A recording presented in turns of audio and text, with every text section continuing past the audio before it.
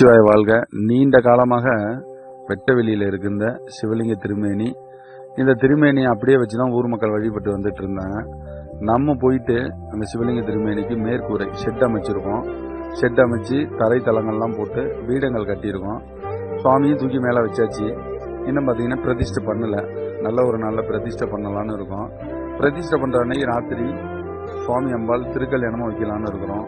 அதுக்கப்புறம் அன்னைக்கு நைட்டு அன்னதானம் எல்லாம் ஏற்பாடு பண்ணலான்னு இருக்கோம்.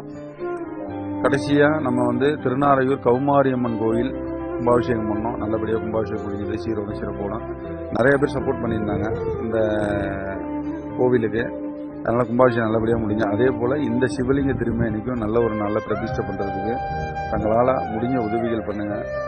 இது போல் வெட்ட வெளியிலன்னு நிறைய சிவலிங்கங்கள் கண்ணுக்கு தெரிஞ்சு கண்ணுக்கு தெரியாமல் எவ்வளவோ இருக்குது. எல்லா திருமேனிக்கும் நம்மளால் முடிஞ்ச கைங்கரியங்கள் பண்ணிக்கிட்டு இருக்கோம். வீடியோ பார்க்குற நீங்கள் உங்களால் முடிஞ்ச உதவிகள் பண்ணுங்கள். சுவாமி எங்கே இருக்காருன்னு பார்த்தீங்கன்னா கடலூர் மாவட்டம் சிதம்பரத்துலேருந்து காட்டுமன்னார்குடி போகிற வழியில் குமராட்சிக்கு பக்கத்தில் கீழவண்ணீர் கிராமத்தில் இருக்குங்க. உதவி பண்ணுங்கள். நன்றி, வணக்கம். சிவானி திருச்சிட்டோம். சிவாய வாழ்க. நீண்ட